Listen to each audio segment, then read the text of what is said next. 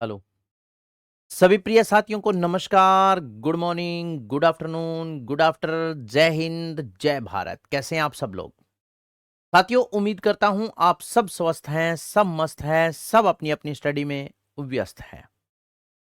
RWA परिवार में आप सभी प्रिय साथियों का हार्दिक स्वागत एवं अभिनंदन है और स्वागत करने के लिए तैयार है आपका बड़ा भाई, आपका दोस्त, आपका साथी, आपका सहयोगी दीनदयाल पारिक।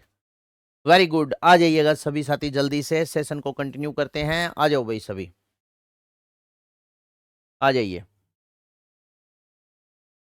किरण नमस्ते, उपेंद्र राम राम, सुनील राधे राधे, जय श्री कृष्णा। आ जाओ सभी आ जाओ।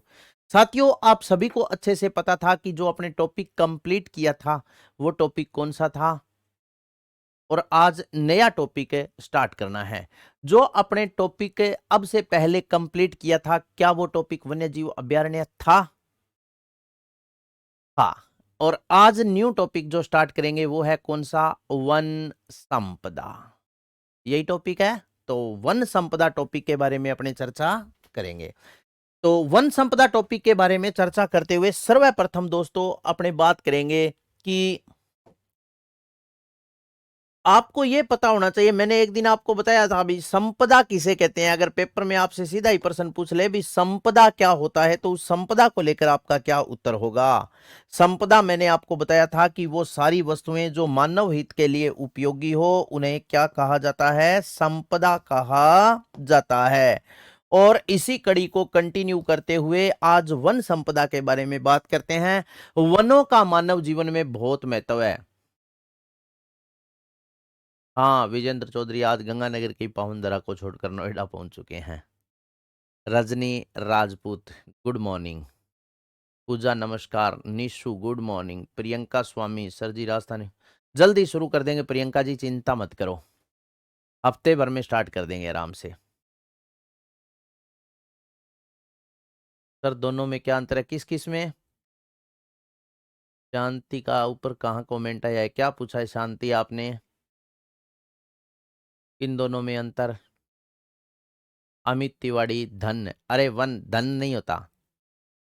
संपदा किसे कहते हैं? वो वस्तु जो मानव हित के लिए उपयोगी हो उन्हें संपदा कहा जाता है। तो अब वन संपदा के बारे में अपने चर्चा कर रहे थे। अरे राम सर साइड करवा तो दिए पूजा, मैंने आपको सच में ही नहीं पढ़ती पूजा तू तो।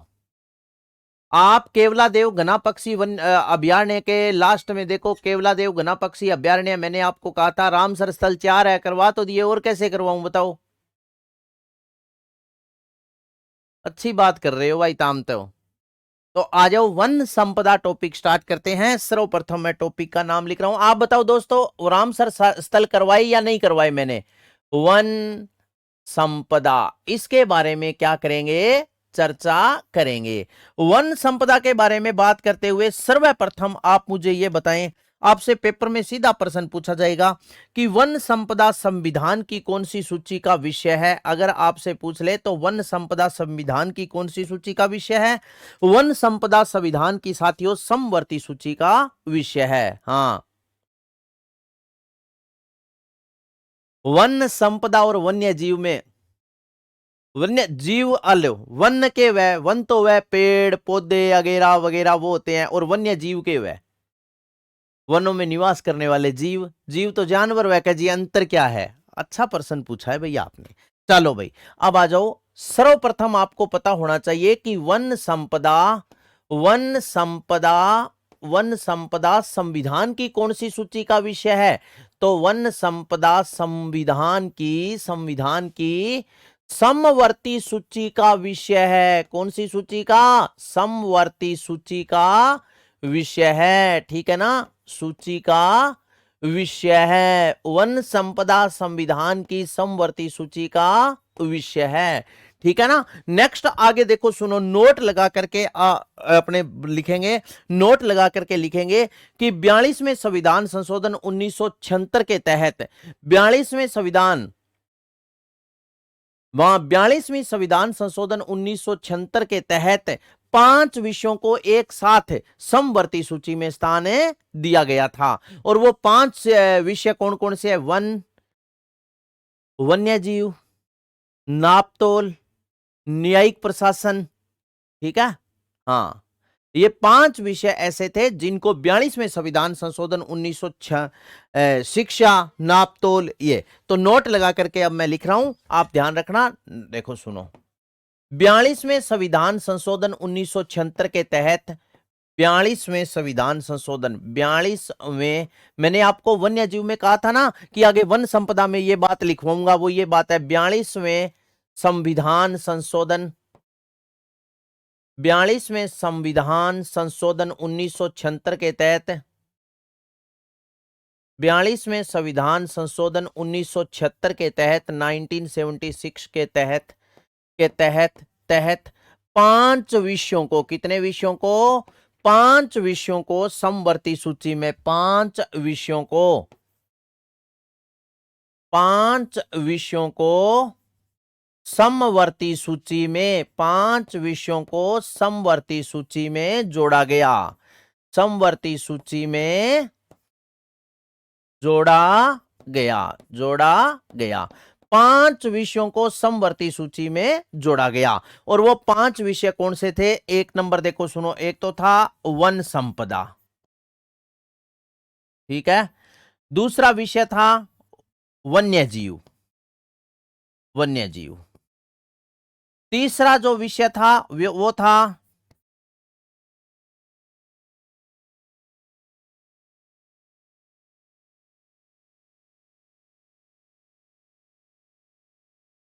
न्यायिक प्रशासन,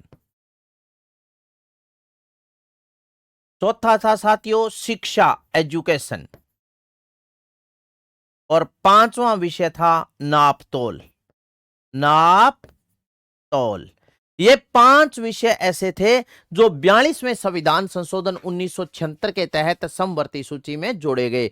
ये प्रश्न सीधा पूछा जाता है कि 42वें संविधान संशोधन 1976 के तहत कितने विषयों को समवर्ती सूची में जोड़ा गया, तो आपका उत्तर क्या होगा? 5 विषयों को। और ये 5 विषय है कौन कौन से? ये पटवारी में पूछा गया प्रश्न है। वन संपदा, वन्य जीव, न्यायिक प्रशासन, शिक्षा और नापतोल, ये 5 विषय थे। नेक्स्ट देखो सुनो, केंद्रीय वन अनुसंधान केंद्र का मुख्यालय कहां है? सीधा पेपर में पूछा जाता है। तो आगे देखो, केंद्रीय वन अनुसंधान केंद्र कहां है? देहरादून में। नेक्स्ट आप लिख लो, केंद्रीय वन अनुसंधान केंद्र, केंद्रीय वन अनुसंधान केंद्र, केंद्रीय वन अनुसंधान केंद्र, केंद्रीय वन अनुसंधान केंद्र कहां है? तो यह है जी देहरादून में। केंद्रीय वन अनुसंधान केंद्र देहरादून पड़ता है उत्तराखंड में। केंद्रीय वन अनुसंधान केंद्र देहरादून उत्तराखंड, इसकी स्थापना की गई थी 1906 में। केंद्रीय वन अनुसंधान केंद्र देहरादून उत्तराखंड में है और स्थापना कब की गई थी? तो आपका उत्तर हो जाएगा 1906 में। नेक्स्ट बात करते हैं, ये जो केंद्रीय वन अनुसंधान केंद्र देहरादून में है ना, इसकी स्थापना 1906 में की गई थी। इस केंद्रीय वन अनुसंधान केंद्र ने क्या किया था दोस्तों कि पूरे भारत में वनों की रक्षा हेतु 4 क्षेत्रीय कार्यालय स्थापित किए थे, जैसे शिमला में, कोलकाता में, बेंगलुरु में और नागपुर में। इसने कितने क्षेत्रीय कार्यालय बनाए थे? 4। केंद्रीय वन अनुसंधान केंद्र देहरादून उत्तराखंड में 1906 में स्थापित किया गया था। नेक्स्ट देखो सुनो, इस अनुसंधान केंद्र ने, नेक्स्ट देखो सुनो, इस केंद्र ने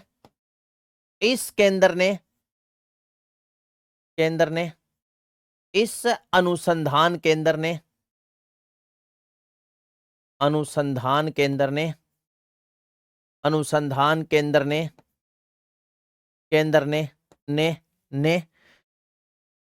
भारत में 4 क्षेत्रीय कार्यालय, 4 क्षेत्रीय कार्यालय स्थापित किए। कितने क्षेत्रीय कार्यालय? 4 क्षेत्रीय कार्यालय स्थापित किए।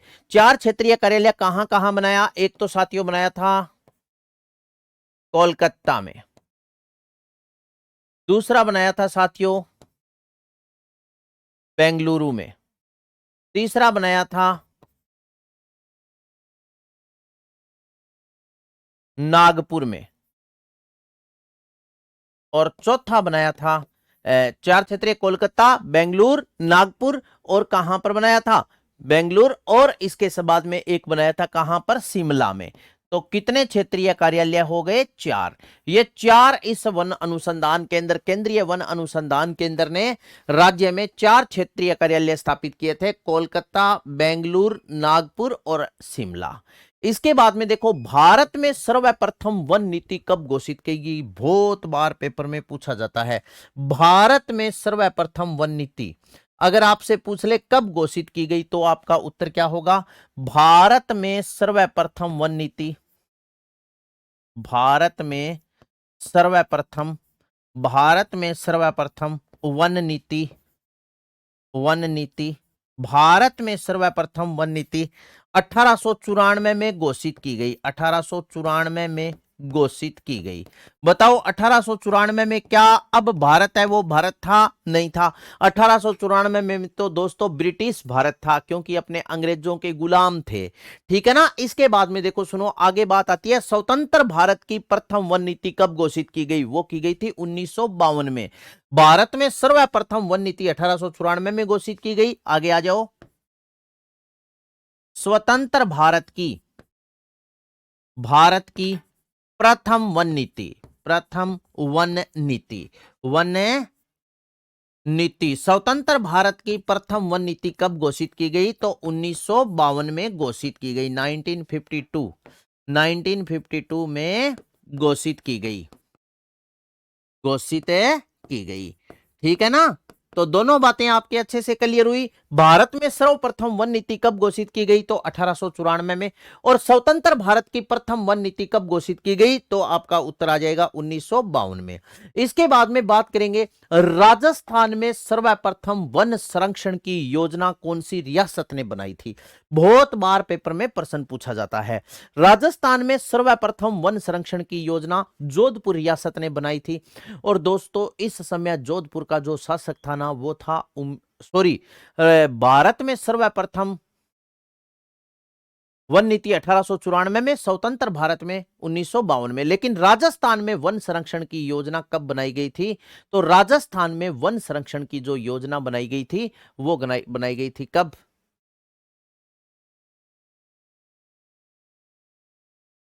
हाँ, रियासत की बात कर रहा हूं। फर्स्ट वन नीति 1894, सेकंड 1952, राजस्थान में 1953, थर्ड में इतना नहीं।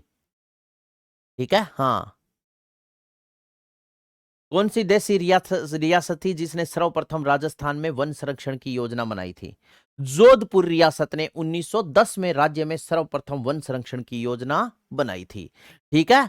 और यह योजना उमेद सिंह के द्वारा बनाई गई थी। समझ गए। इसके बाद में देखो, फिर दूसरी राजस्थान की रियासत पूछ ले तो अलवर रियासत थी जिसने वन संरक्षण की योजना बनाई थी, वो बनाई थी 1935 में।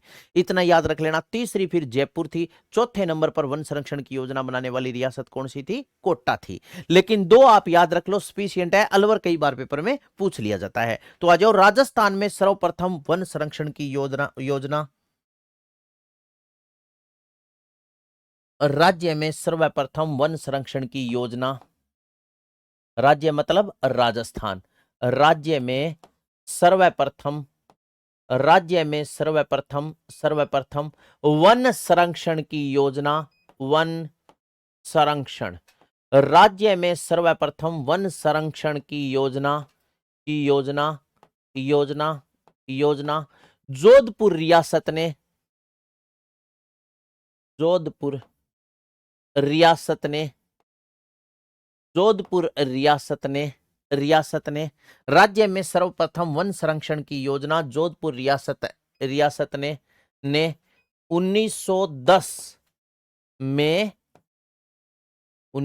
में बनाई। ठीक है। राज्य में सर्वप्रथम वन संरक्षण की योजना जोधपुर रियासत ने कब बनाई थी? 1910 में बनाई गई। और यह योजना आपसे पूछ ले तो उम्मेद सिंह के द्वारा बनाई गई थी। तो ब्रैकेट में लिख लो उम्मेद सिंह। उम्मेद सिंह। यह योजना किसके द्वारा बनाई गई थी? उम्मेद सिंह के द्वारा बनाई गई थी। 1910 में बनाई उम्मेद सिंह। साथियों क्या किया गया था? इस योजना के तहत मारवाड़ शिकार एक्ट 1921 पारित किया गया था। ठीक है, इस योजना के तहत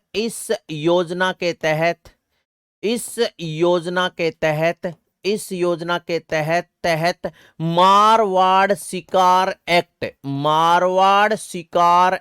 1921 मारवाड़ शिकार एक्ट 1921 पारित किया गया। ठीक है, इसका उद्देश्य क्या है? मारवाड़ शिकार एक्ट 1921 पारित किया गया। इसका उद्देश्य यह है मेरे दोस्त कि जोधपुर रियासत ने सर्वप्रथम वन संरक्षण की योजना तो बना दी, लेकिन मारवाड़ शिकार एक्ट 1921 का मतलब है भी 1921 तक राज्य में वनों की कटाई को या जोधपुर रियासत में वनों की कटाई पर पूर्णतः प्रतिबंध लगा दिया जाएगा। टारगेट जैसे विकसित भारत 2047, विकसित राजस्थान 2047 आपने सुना है ना, ये है। ठीक है ना, 2047 तक पूरा का पूरा विकसित राष्ट्र भारत को बना दिया जाएगा और विकसित राज्य राजस्थान को बना, वही कहानी थी भी। 1921 तक पूर्णतः शिकार पर क्या कर दिया जाएगा? प्रतिबंध लगा दिया जाएगा। नेक्स्ट आगे इसके बाद में लिखते हैं, देखो सुनो, शिकार पर प्रतिबंध लगाने वाली दूसरी रियासत, शिकार पर प्रतिबंध लगाने वाली दूसरी रियासत कौन सी है बताओ? दूसरी रियासत कौन सी है? तो आपका उत्तर हो जाएगा अलवर। दूसरी रियासत अलवर है, इसने प्रतिबंध लगाया था 1935 में। इसके बाद में तीसरी रियासत कौन सी है अगर आपसे पूछ ले तो आपका उत्तर क्या होगा? तीसरी रियासत कौन सी है? तो आपका उत्तर हो जाएगा कोटा। तीसरी रियासत कौन सी है? जयपुर। और चौथी रियासत कौन सी है? जयपुर ने 1941 के आसपास रोक लगाई थी। ठीक है, नेक्स्ट आप लिख लो, चौथी रियासत कौन सी है? चौथी रियासत कौन सी है? तो आपका उत्तर हो जाएगा कोटा। ये राजस्थान में वन संरक्षण एक्ट पारित करने वाली रियासत। प्रथम रियासत कौन सी थी? जोधपुर। दूसरी रियासत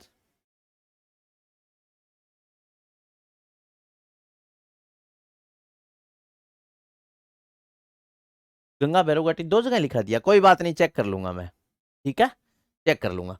तो चौथी रियासत कौन सी थी? कोटा। 1941 के आसपास जयपुर ने, फिर इसके बाद में 1953-54 के आसपास कोटा ने लगाई थी। सन मेरे कोटा का पूरा याद नहीं है, 53-54 के आसपास की बात है, लेकिन आप 2 का सन याद कर लेना बहुत है। इसके बाद में आगे बात करते हैं साथियों, वन अधिनियम पारित करने वाली दूसरी रियासत हो गई, प्रथम रियासत हो गई, तीसरी हो गई। इसके बाद में एकीकरण के समय वन विभाग की स्थापना, बहुत ही इंपॉर्टेंट प्रश्न है। एकीकरण के समय राज्य में वन विभाग की स्थापना, एकीकरण के समय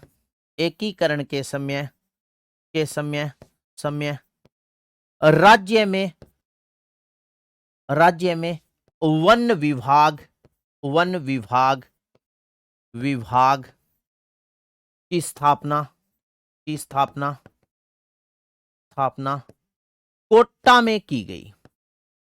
कोटा में की गई। ठीक है ना साथियों, एकीकरण के समय वन विभाग की स्थापना कहां की गई थी? कोटा में। रामकुमार सर ने आपको एकीकरण पढ़ाया तो उसमें सर ने आपको बताया होगा कि एकीकरण के चौथे चरण में बड़े बड़े शहरों का अस्तित्व रखने के लिए अलग अलग विभाग अलग अलग जगह स्थापित किया।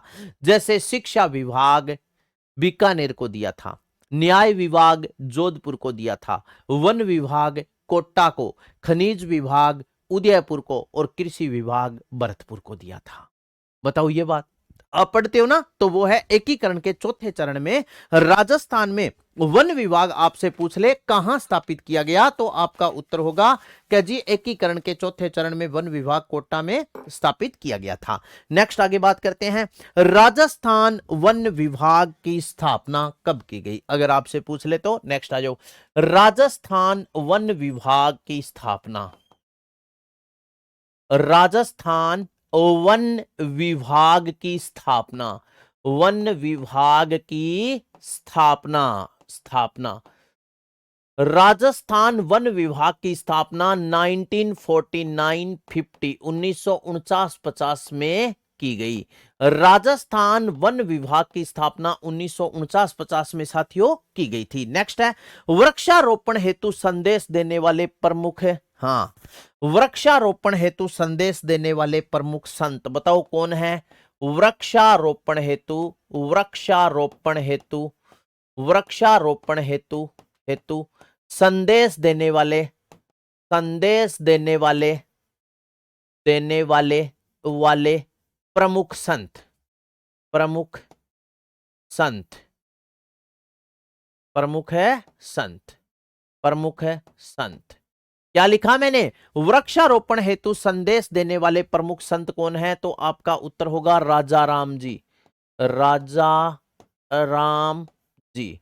वृक्षारोपण हेतु संदेश देने वाले प्रमुख संत कौन है? राजा राम जी। अगर साथियों आपसे पूछ ले कि सिर साटे रूख रहे तो भी सस्तो जान, ये नारा सर लिख कर बोर्ड से हट जाया करो, ठीक है कोई बात नहीं। आगे देखो, सिर साटे रूख रहे तो भी सस्तो जान, ये बात किसने कही थी बताओ? सिर साटे, सिर साटे रूख रहे, साटे रूख, रूख रहे, सिर साटे रूख रहे तो भी सस्तो जान, तो भी सस्तो जान, सिर साटे रूख रहे तो भी सस्तो जान नारा, ये नारा किसका था? बिश्नोई संप्रदाय के संस्थापक जाम्बोजी का था। किसका था? जाम्बोजी, जाम्बोजी।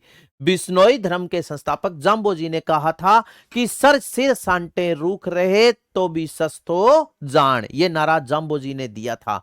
और जाम्बोजी ने वृक्षारोपण का संदेश भी दिया था, भी पेड़ों को मत काटो, पेड़ प्रकृति के रक्षक है। इसके बाद में देखो सुनो, नेक्स्ट आगे बात करते हैं खडाना क्या होता है, अगर आपसे पूछ ले तो खडाना, खडाना, खडाना किसे कहते हैं बताओ भाई? खडाना ये है दोस्तों बिश्नोई समाज में वनों हेतु या वृक्षों हेतु दिया जाने वाला बलिदान, क्या कहलाता है? खडाना।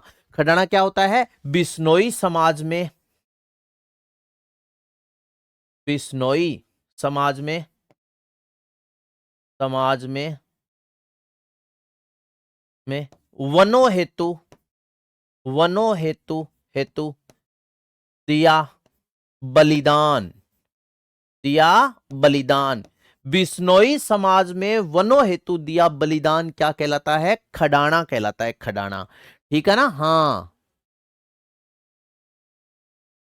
खडाना। बिश्नोई समाज में वनु हेतु दिया जाने वाला बलिदान क्या कहलाता है? खडाना। आगे बात करते हैं राजस्थान की प्रथम वन नीति और राजस्थान की नवीन वन नीति, दोनों मोस्ट इंपोर्टेंट है। आगे लिखो, राजस्थान की प्रथम वन नीति, राजस्थान की प्रथम वन नीति, प्रथम वन नीति, वन नीति। राजस्थान की प्रथम वन नीति 18 फरवरी 2010 को बनाई गई। 18 फरवरी, 18 फरवरी 2010 राजस्थान की प्रथम वन नीति 18 फरवरी 2010। नेक्स्ट आगे आपसे पूछा जाएगा कि राजस्थान की नवीन वन नीति कब गठित की गई? राजस्थान की नवीन वन नीति, नवीन वन नीति, वन नीति। राजस्थान की प्रथम वन नीति, फिर आ जाएगा राजस्थान की नवीन वन नीति। यह बहुत इंपॉर्टेंट है। 5 जून 2023 को गठित की गई थी। 5 जून 2023, 5 जून 2023 राजस्थान की प्रथम वन नीति और राजस्थान की नवीन वन नीति।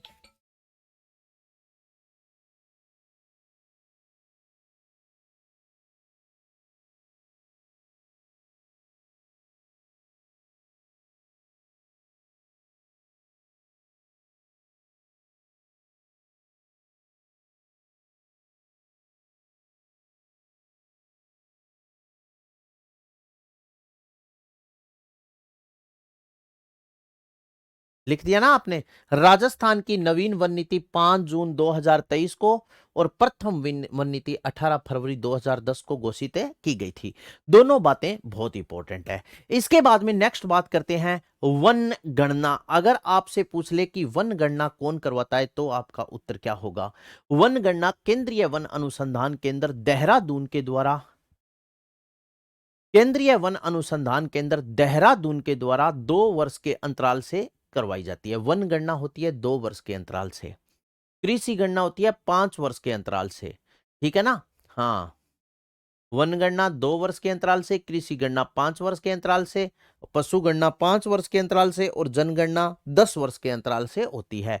ये बातें आप याद रखना क्योंकि यहां से प्रश्न पूछा जाता है। तो आगे बात करते हैं वन रिपोर्ट 2023। उसमें पूरी बात लिखेंगे कि वन रिपोर्ट 2023 जिसके आंकड़ों का प्रकाशन कब हुआ था? 31 दिसंबर 2024 को हुआ था। और वन गणना किसके द्वारा करवाई जाती है? कितने वर्ष के अंतराल से करवाई जाती है? नवीन वन गणना क्रम की दृष्टि से कौन सी थी? हाँ, चलो आगे चढ़ पढ़ते हैं, आ जाओ। अब देखो नेक्स्ट पेज पर अपने हेडिंग डालते हैं, बढ़िया सी आप भी हेडिंग डालो। One report 2023, one report 2023, one report 2023, one report 2023, ठीक है ना? वन रिपोर्ट 2023 सर्वप्रथम पढ़ते हैं इसके आंकड़ों का प्रकाशन।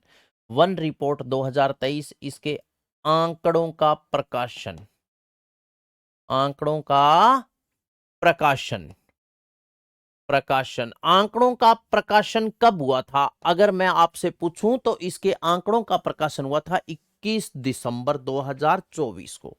कब हुआ था? 21 दिसंबर 2024, 21 दिसंबर 2024, ठीक है ना? आंकड़ों का प्रकाशन 21 दिसंबर 2024 को हुआ था।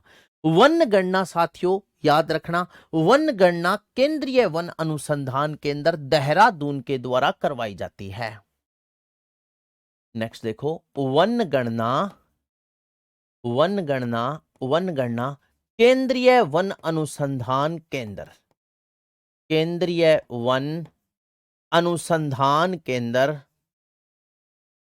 केंद्रीय वन अनुसंधान केंद्र, केंद्र देहरादून द्वारा, देहरादून द्वारा, देहरादून द्वारा, द्वारा, द्वारा करवाई जाती है। देहरादून द्वारा, द्वारा, द्वारा 2 वर्ष के, पूरा लिखते हैं देहरादून द्वारा, द्वारा 2 वर्ष, 2 वर्ष के अंतराल से, 2 वर्ष के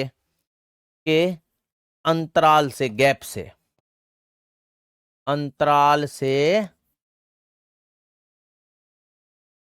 करवाई जाती है, ठीक है ना? वन गणना केंद्रीय वन अनुसंधान केंद्र देहरादून के द्वारा 2 वर्ष के अंतराल से करवाई जाती है। जो नवीन गणना है वो क्रम की दृष्टि से आपसे पूछ ले, ये 2023 की या नवीन गणना क्रम की दृष्टि से कौन सी वन गणना थी? तो 18वीं गणना थी। नेक्स्ट लिखो, लिखो नवीन गणना, नवीन गणना क्रम की दृष्टि से, नवीन गणना, नवीन गणना, गणना क्रम की दृष्टि से, क्रम की दृष्टि से, दृष्टि से, क्रम की दृष्टि से, दृष्टि से 18वीं, क्रम की दृष्टि से 18वीं वन गणना थी, वन गणना है, ठीक है ना? 18वीं वन गणना जो कब हुई है? 2000, हाँ, वन रिपोर्ट 2023 आंकड़ों का प्रकाशन 21 दिसंबर 2024 को हुआ। वन गणना केंद्रीय वन अनुसंधान केंद्र देहरादून के द्वारा 2 वर्ष के अंतराल से करवाई जाती है। नवीन गणना क्रम की दृष्टि से 18वीं गणना थी और नवीन गणना हुई कब है? 2023 से 24। 2023 में शुरू हुई थी और उसके आंकड़ों का प्रकाशन कब हुआ था? 2024 में। और हुआ कब था? 21 दिसंबर 2024 को इसके आंकड़ों का क्या हुआ था? प्रकाशन हुआ था। नेक्स्ट बात करते हैं, कर्म की दृष्टि से ये 18वीं गणना है। अब आ जाओ, मोस्ट इंपोर्टेंट प्रश्न है। 18वीं गणना के अनुसार राज्य का वनों में स्थान कौन सा है? सीधा प्रश्न पूछा जाता है। तो आगे आप लिखो, 18वीं गणना के अनुसार राज्य का वनों में स्थान कौन सा है भाई? 18वीं गणना के अनुसार, 18वीं गणना के अनुसार, गणना के अनुसार, के अनुसार, 18वीं गणना के अनुसार, अनुसार राज्य का वनों में स्थान, राज्य का वनों में स्थान, वनों में स्थान, 18वीं गणना के अनुसार राज्य का वनों में स्थान कौन सा है? तो 6वां स्थान है, 6th, छठा स्थान है। छठी पोजीशन पर कौन है? राजस्थान। नेक्स्ट आगे बात करते हैं, राज्य के भौगोलिक क्षेत्र का कुल वन क्षेत्र, या सीधा लिखते हैं राज्य का कुल वन क्षेत्र। नवीन गणना के अनुसार, नवीन गणना के अनुसार, गणना के अनुसार, के अनुसार, अनुसार, अनुसार राज्य का कुल वन क्षेत्र, राज्य का कुल वन क्षेत्र, कुल वन क्षेत्र, नवीन गणना के अनुसार राज्य का कुल वन क्षेत्र 32,869 वर्ग किलोमीटर है। 32,869 वर्ग किलोमीटर, किलोमीटर। नवीन गणना के अनुसार राज्य का कुल वन क्षेत्र कितना है? 32,869 वर्ग किलोमीटर है। नेक्स्ट बात करते हैं, राज्य के भौगोलिक क्षेत्र का प्रतिशत वन क्षेत्र कितना है? तो 9.60% है। यह प्रश्न इज मोस्ट इंपोर्टेंट है। राज्य के भौगोलिक क्षेत्र का प्रतिशत वन क्षेत्र, नेक्स्ट लिखो, यह प्रश्न फिर इंपोर्टेंट है। राज्य के भौगोलिक, भौगोलिक क्षेत्र का, भौगोलिक क्षेत्र का, क्षेत्र का प्रतिशत वन क्षेत्र, प्रतिशत वन क्षेत्र, वन क्षेत्र। राज्य के भौगोलिक क्षेत्र का प्रतिशत वन क्षेत्र कितना है? तो आपका उत्तर हो जाएगा 9.60%। ठीक है ना। राज्य के नवीन गणना के अनुसार राजस्थान का वन क्षेत्र है 32,869 वर्ग किलोमीटर। अगर आपसे पूछ ले राज्य के भौगोलिक क्षेत्र का प्रतिशत वन क्षेत्र कितना है, तो आपका उत्तर हो जाएगा, राज्य के भौगोलिक क्षेत्र का प्रतिशत वन क्षेत्र है 9.60%। राज्य के कुल भौगोलिक क्षेत्र, जैसे राजस्थान का भौगोलिक क्षेत्र,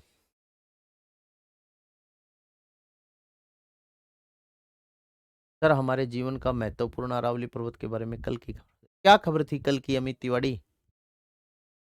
मैंने तो ऐसा कुछ देखा ही नहीं यार, कल का मेरे को थोड़ा टाइम भी नहीं मिला। तो भौगोलिक क्षेत्र, ये दोनों प्रश्न इंपॉर्टेंट है। कुल वन क्षेत्र है 32,869 वर्ग किलोमीटर और राज्य के भौगोलिक क्षेत्र का प्रतिशत वन क्षेत्र कितना है, तो आपका उत्तर हो जाएगा 9.60% है। ये दोनों प्रश्न बहुत इंपॉर्टेंट है। नेक्स्ट बात करते हैं, राज्य में कुल प्रादेशिक वन मंडल, बताओ जल्दी से, राज्य में हाँ प्रादेशिक वन मंडल कितने हैं? बताओ जल्दी से, कमेंट करके बताओ। राज्य में प्रादेशिक वन मंडल लिखो, राज्य में प्रादेशिक वन मंडल, राज्य में, राज्य में प्रादेशिक, राज्य में प्रादेशिक वन मंडल, वन मंडल,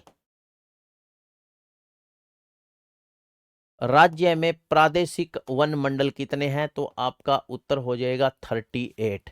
राज्य में प्रादेशिक वन मंडलों की संख्या कितनी है? 38। हाँ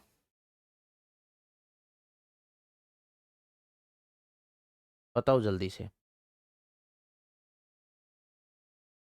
राज्य में प्रादेशिक वन मंडलों की संख्या कितनी है? 38। इसके बाद में आगे आ जाओ, राष्ट्रीय वन नीति के अनुसार किसी भी देश या राज्य के 1/3 भाग या 33.33% क्षेत्रफल पर वन होने क्या है? अनिवार्य है। बताओ क्या राजस्थान में, क्या राजस्थान में 33.33 या 1/3 भाग पर वन है? नहीं है। राजस्थान में तो दोस्तों कितना है? 9.60% क्षेत्रफल पर ही वन है। ठीक है ना?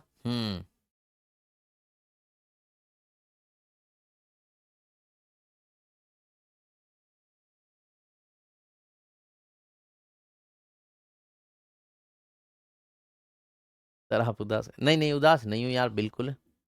पूरी रात का सफर में था तो हो सकता है थोड़ी बहुत थकान हो गई हो। बाकी थकान भी नहीं हुई, या उदास तो 1% भी नहीं हूं यार। उदास रहने वाला तो इंसान ही नहीं हूं मैं। उदासी तो मैं जानता ही नहीं हूं होती क्या है। तो मैंने आपको क्या बताया? राज्य में प्रादेशिक वन मंडल कितने हैं? 38। आगे इसके बाद में राष्ट्रीय वन नीति क्या कहती है? नेक्स्ट लिखो। राष्ट्रीय वन नीति के अनुसार, राष्ट्रीय वन नीति के अनुसार, राष्ट्रीय वन नीति के अनुसार, नीति के अनुसार, राष्ट्रीय वन नीति के अनुसार, अनुसार किसी भी देश या किसी भी देश, राष्ट्रीय वन नीति के अनुसार, अनुसार देश या राज्य, ऐसा लिख लो सीधा ही, देश या राज्य के, राज्य के 33.33% या 1/3 या 1/3 भाग पर, या 1/3 भाग पर वन होने अनिवार्य है। वन होने अनिवार्य है। ठीक है ना? अनिवार्य, अनिवार्य 33.33% पर या 1/3 भाग पर वन होने चाहिए। अब राजस्थान का जो कुल क्षेत्रफल है वो तो 3,42,239 वर्ग किलोमीटर है। राजस्थान का भौगोलिक क्षेत्र कितना है? 3,42,239.74 एग्जैक्ट है, लेकिन आप राउंड फिगर में 3,42,239 ही मान लो। और वन क्षेत्र कितना है? अभी मैंने आपको बताया था भी, राजस्थान का जो कुल वन क्षेत्र है वो 32,869 वर्ग किलोमीटर है। 32,869। अब बताओ, ये 32,000 3,42,239 का 1/3 भाग हो गया क्या? नहीं, ये तो कितना है? 9.60% ही है। कुल भौगोलिक क्षेत्र के 9.60% पर ही वन है। पूरा 10% ही को नहीं, 13% और होना चाहिए। बताओ, तो 13% को मतलब है भी राजस्थान में ज्यादा ना, भी कम से कम मान के चलो तो 32,869 की जगह 90,000 वर्ग किलोमीटर क्षेत्रफल में वन होने अनिवार्य है। अगर इतने वन हो गए तो अपने को प्रदूषण वाली, ऑक्सीजन वाली उसकी जरूरत नहीं पड़ेगी, ऑक्सीजन सिलेंडर की भी जरूरत नहीं पड़ेगी। हाँ या ना? अपने प्रकृति का जो वातावरण है, प्रकृति का वातावरण वो इतना शुद्ध रहेगा, पूछो ही मत। 70% बीमारियां खत्म हो जाएगी। 70% ग्लोबल वार्मिंग से अपने को कोई दिक्कत नहीं आएगी। हैं? बीमारियां बहुत सी ऐसी है, जैसे मान लो किस कारण फैल रही है? इसी कारण तो फैल रही है भी, जैसे प्रदूषण है। आज मान लो सबसे ज्यादा एलर्जी हो रही है, सबसे ज्यादा, बताओ।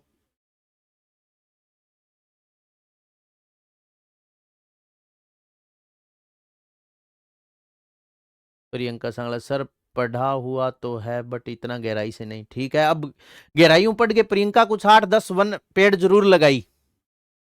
ठीक है नहीं? तो क्योंकि अगर फिर अपने को जैसे एलर्जी की समस्या है, नजला, किसी को छींके आती है, किसी को कुछ है, किसी को सांस की दिक्कत है, ये सारी किस कारण हो रही है? प्रदूषण के कारण हो रहा है। अगर आप पेड़ पौधे लगाओगे तो प्रदूषण खत्म, बीमारियां खत्म। बताओ हाँ या ना? अच्छी छांव होगी बैठने के लिए। तो ये देखो, 1/3 भाग पर वन होने क्या है दोस्तों? अनिवार्य है। नेक्स्ट आगे, राजस्थान में तो इतना है ही नहीं। इसके बाद में नेक्स्ट आ जाओ, राज्य का प्रति व्यक्ति वन क्षेत्र कितना है? नेक्स्ट देखो, राज्य का प्रति व्यक्ति वन क्षेत्र, राज्य का प्रति व्यक्ति, प्रति व्यक्ति, राज्य का प्रति व्यक्ति वन क्षेत्र, राज्य का प्रति व्यक्ति वन क्षेत्र है 0.036 हेक्टेयर। हेक्टेयर राज्य का प्रति व्यक्ति वन क्षेत्र है 0.036 हेक्टेयर। नेक्स्ट इसके बाद में, राज्य में सर्वाधिक वनों वाले जिले कौन से हैं? राज्य में न्यूनतम वनों वाले जिले कौन से हैं वो पढ़ेंगे। हाँ आगे देखो, राज्य में, नेक्स्ट बात करते हैं आगे देखो, राज्य में अगर आपसे पूछ ले कि राज्य में सर्वाधिक वनों वाले जिले कौन कौन से हैं, तो आ जाओ भाई। राज्य में, राज्य में सर्वाधिक वनों वाले जिले, दो दो जिला लिखा दूं, बहुत है नहीं। सर्वाधिक वनों वाले जिले राज्य में सर्वाधिक वनों वाले जिले, आप दो दो जिले लिख लीजिए, सफिशिएंट है। पेपर में इतना ही पूछा जाएगा। पहले नंबर पर उदयपुर है और दूसरे नंबर पर अलवर है। एक नंबर पर सर्वाधिक वनों वाले जिले, पहला जिला कौन सा है, सॉरी, पहला जिला है उदयपुर। राजस्थान में सर्वाधिक वन क्षेत्र कहां है, उदयपुर में। दूसरे नंबर पर नाम आएगा किसका, अलवर का। तो सर्वाधिक वनों वाला जो जिला उदयपुर है, इसमें साथियों 2766.30 वर्ग किलोमीटर क्षेत्र में वन है। 2766.30 वर्ग किमी, 2766.30 वर्ग किलोमीटर क्षेत्र में क्या है, वन है। दूसरा अगर आपसे पूछ ले अलवर, तो इसमें 1198.74 वर्ग किलोमीटर क्षेत्र में क्या है, वन है। वर्ग किमी में क्या है, वन। तो ये हो गए दो सर्वाधिक वनों वाले जिले। सर्वाधिक वनों वाले जिले, हाँ। सिक्कर कहां आ गया अमित तिवारी, कौन सी दुनिया में है तुम। हाँ, अलवर से है क्या, ठीक है। तो राज्य में सर्वाधिक वनों वाले जिले, पहला नंबर है उदयपुर का 2766.30 वर्ग किलोमीटर। दूसरा नंबर है अलवर का 1198.74 वर्ग किलोमीटर क्षेत्र में क्या है, वन है। नेक्स्ट आगे बात करते हैं राज्य में न्यूनतम वनों वाले जिले। नेक्स्ट आ जाओ, राज्य में न्यूनतम वनों वाले जिले, वही दो जिले लिखेंगे। राज्य में न्यूनतम वनों वाले जिले।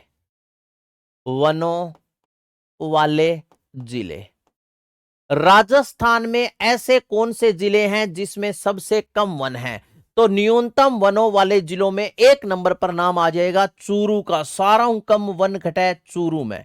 और चूरू के बाद में जो को दूसरो नंबर है वो आ जाएगा हनुमानगढ़ को।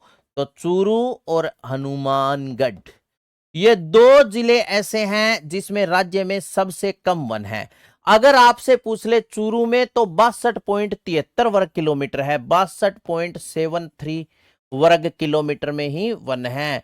62.73 किलोमीटर में है। जबकि हनुमानगढ़ में आपसे पूछ ले तो 92.29 वर्ग किलोमीटर क्षेत्र में वन है। 92.92.29 वर्ग किमी, 92.29 वर्ग किलोमीटर क्षेत्रफल पर क्या है, वन है। ठीक है, ये है दो जिले ऐसे जिसमें राजस्थान में सबसे कम वन है। पहला जिला है चूरू और दूसरा जिला है कौन सा, हाँ। अब बात करते हैं राज्य में प्रतिशतता के आधार पर।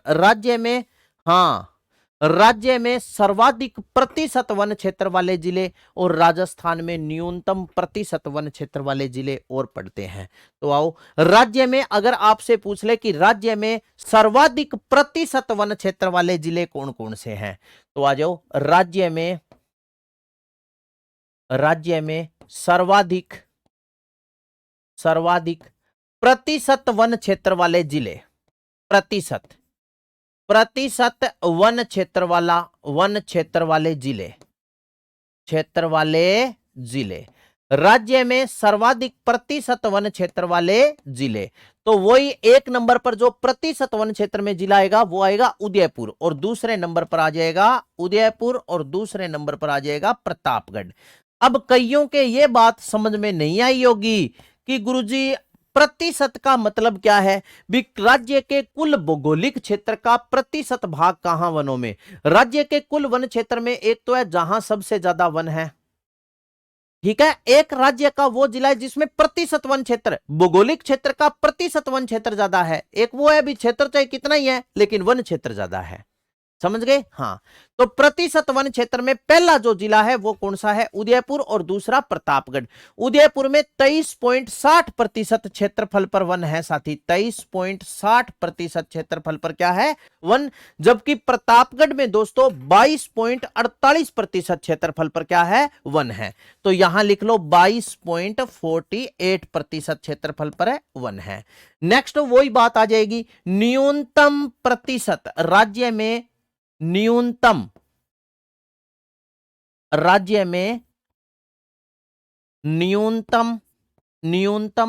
प्रतिशत वन क्षेत्र वाले जिले, न्यूनतम प्रतिशत प्रतिशत वन क्षेत्र वाले जिले, वन क्षेत्र वाले जिले। राज्य में सर्वाधिक प्रतिशत वन क्षेत्र वाले जिले, फिर आ जाएंगे राज्य में न्यूनतम प्रतिशत वन क्षेत्र वाले जिले। तो पहला जिला है जोधपुर और दूसरा जिला है चूरू। पहला जिला कौन सा है प्रतिशत वन क्षेत्र में? पहला जिला है जोधपुर और दूसरा जिला अगर आपसे पूछ ले तो पहला तो हो गया जोधपुर और दूसरा कौन सा हो गया मेरे दोस्त? दूसरा हो गया चूरू, तीसरा है जैसलमेर, चूरू। अगर जोधपुर में सबसे कम प्रतिशत वन क्षेत्रफल पर वन है तो 0 कितना है? 45% पर है। और यहां है 0.48% के आसपास, 0.48% क्षेत्रफल पर वन है। ठीक है, तो जोधपुर और जोधपुर के बाद में आ गया चूरू। हाँ, 0.45, 0.48। ये बात समझ गए ना?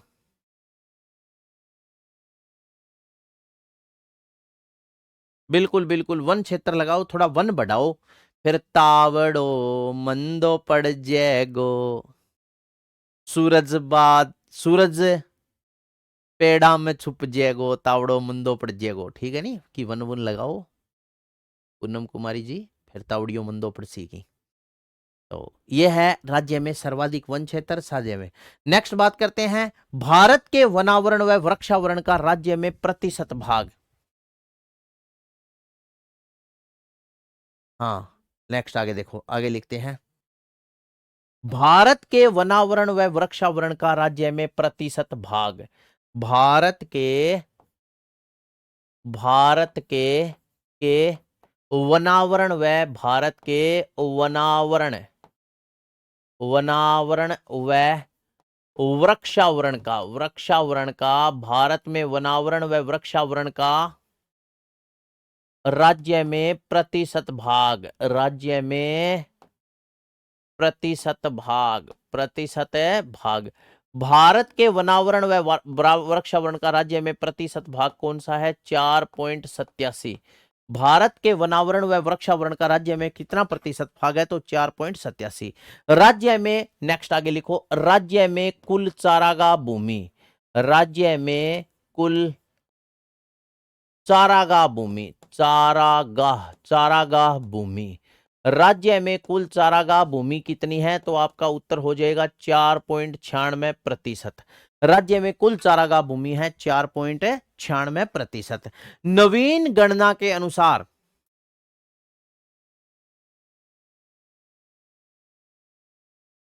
हाँ हमारे वाले में भी नहीं है। हाँ, तो आगे देखो, सुनो, नेक्स्ट है नवीन गणना के अनुसार वनों में सर्वाधिक वृद्धि कौन से जिलों में हुई है? यह आपसे पूछा जाएगा। तो नेक्स्ट लिखो, नवीन गणना के अनुसार, नेक्स्ट हेडिंग डालो, नवीन गणना के अनुसार, नवीन गणना के अनुसार, गणना के अनुसार अनुसार अनुसार वनों में सर्वाधिक वृद्धि, नवीन गणना के अनुसार राज्य में वनों में सर्वाधिक वृद्धि, पहले नंबर पर सारों की ज्यादा वृद्धि हुई है, वह हुई है सीकर में। एक नंबर पर हुई है सीकर में वृद्धि। सीकर में कितनी हुई है अगर आपसे पूछ ले तो 19.54%, 19.54% वृद्धि हुई है। ठीक है, दूसरे नंबर पर जो वृद्धि हुई है मेरे दोस्त वो हुई है बाड़मेर में। ठीक है, सीकर में 19.54% पर और बाड़मेर में 19% पर क्या हुई है? 19% वृद्धि। वनों में यह क्या हुई है? वृद्धि। अगर आपसे पूछ ले नवीन गणना के अनुसार न्यूनतम वृद्धि, सबसे कम वृद्धि, नेक्स्ट आ जाओ, नवीन गणना के अनुसार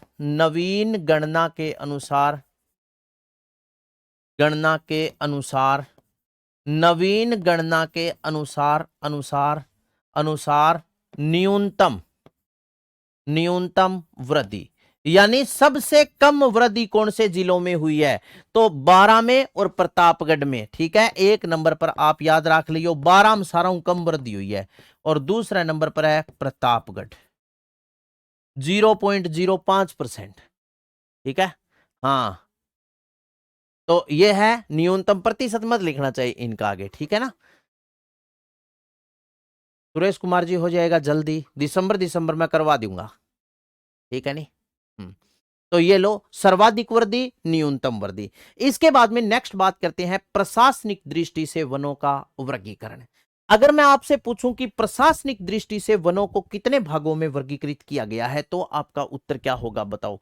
नेक्स्ट हेडिंग डालो प्रशासनिक दृष्टि से वनों का वर्गीकरण। प्रशासनिक दृष्टि से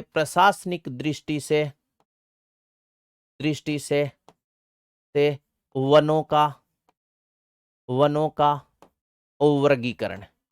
वर्गीकरण। प्रशासनिक दृष्टि से वनों का वर्गीकरण, ठीक है। कितने भागों में किया गया है, तो 3 भागों में। प्रशासनिक दृष्टि से वनों का वर्गीकरण 3 भागों में किया गया है। अब 3 भाग कौन कौन से हैं? 1 नंबर पर आप याद रखना साथियों, 1 नंबर पर आता है आरक्षित या इन्हें बोलते हैं सुरक्षित वन। 1 नंबर पर है आरक्षित या इन्हें बोला जाता है सुरक्षित। आरक्षित या सुरक्षित वन 1 नंबर पर है, आरक्षित या सुरक्षित वन। दूसरे नंबर पर जो वर्गीकरण है वो है रक्षित या संरक्षित वन। रक्षित या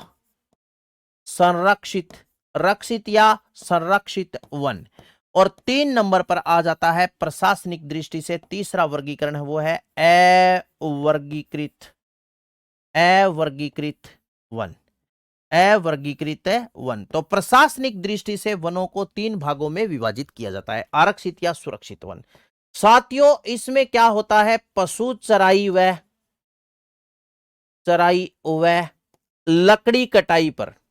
लकड़ी कटाई पर पूर्ण प्रतिबंध होता है।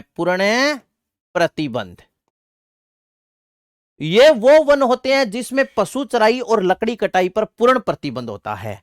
रक्षित वन होता है, इसमें कुछ छूट होती है, कुछ हद तक इसमें क्या होती है, छूट होती है। और अवर्गीकृत वन, इसमें आप याद रखना कोई प्रतिबंध नहीं होता। पेड़ को पेड़ो ही ले जाओ, चाहे इंगमा बे वह कोज की करा जकन काटन खातर कोई कौन रोके, ठीक है ना। तो प्रशासनिक दृष्टि से वनों को 3 भागों में विभाजित किया गया है, आरक्षित या सुरक्षित वन। ये आपसे पूछेगा कि ये वन सर्वाधिक कहां है, तो आपका उत्तर क्या होगा, ये वन सर्वाधिक राजस्थान के कौन से जिले में है, उदयपुर में। सर्वाधिक है उदयपुर में। और अगर आपसे पूछ ले इनका विस्तार कितना है, तो इनका कुल क्षेत्र याद रखना, कुल क्षेत्र, ये बात मोस्ट इंपोर्टेंट है। इनका कुल क्षेत्र है 37.05%। इनका विस्तार है 37.05% पर। रक्षित या संरक्षित वन सबसे ज्यादा कहां पर है, तो आपका उत्तर हो जाएगा 12 में। और कुल क्षेत्र इनका पूछे कितना है, तो कुल क्षेत्र इनका साथियों 56.43% है। 56.43%। अवर्गीकृत वन ये सबसे ज्यादा राजस्थान के बीकानेर जिले में है। और कुल क्षेत्र अगर आपसे पूछ ले कितना है, तो इनका जो कुल क्षेत्र है वो है साथियों 6.52% है, ठीक है ना। अब आरक्षित या सुरक्षित वन वो होते हैं दोस्तों जो इमारती कास्ट के वन होते हैं, जैसे मान लो चंदन के वगैरह के वन, बांग मा बनांग मा दांत कुचरण खातर कर्चो कौन चुगण दिया, दांत कुचरण खतरे कर्चो ही कौन चक्कण दिया, वो होते हैं आरक्षित या सुरक्षित वन। रक्षित या संरक्षित वन वो होते हैं जिसमें कुछ हद तक छूट होती है। जैसे मान लो इन वनों में आप 2-4 महीने पशु चराई करा सकते हो, सूखी लकड़ियां वगैरह काट सकते हो, कोई दिक्कत नहीं है, ठीक है। अवर्गीकृत वन वो है जगह कोई रोक है को नहीं हुआ। ये बहुत ही शानदार प्रश्न है, पेपर में पूछा जाता है। तो यहां मैं हैज का निशान भी लगा सकता हूं दिल खोल के, क्योंकि पेपर में प्रश्न आएगा, ठीक है। तो आज साथियों इतना ही पढ़ेंगे, बाकी पढ़ेंगे कल। मिलते हैं ब्रेक के बाद, तब तक के लिए सभी साथियों को राम राम।